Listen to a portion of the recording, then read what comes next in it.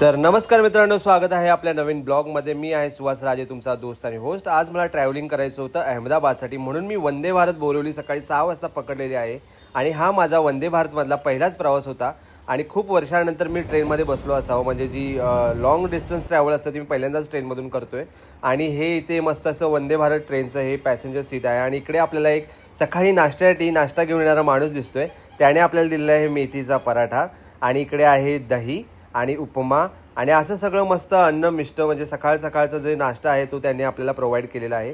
त्यानंतर मेथीचे पराठे खाल्यानंतर खूप मस्त लागले। त्यानंतर आपण थोडीशी चाय पिऊन बघूया की ट्रेनमधली चहा कशी लागते। आणि ट्रेनमधली चहा मी घेतलेली आहे आणि चहा खूपच सुंदर होती। मग त्यानंतर असं वाटलं की थोडंसं बाथरूमला जाऊया, सुसू करूया, आणि म्हणून मी बाथरूमच्या दिशेने वळालो आणि बाथरूमच्या दिशेने वळल्यानंतर बाथरूम खूप सुंदर होतं। सुसू केली, थोडंसं झोपलो, अहमदाबाद यायला वेळ होता आणि आपण इथे आलो फॅशन शोसाठी। आणि फॅशन शो कसा होतो हे तुम्हाला पुढच्या पार्टमध्ये बघायला भेटेल। नक्कीच लाईक, सबस्क्राईब आणि शेअर करायला विसरू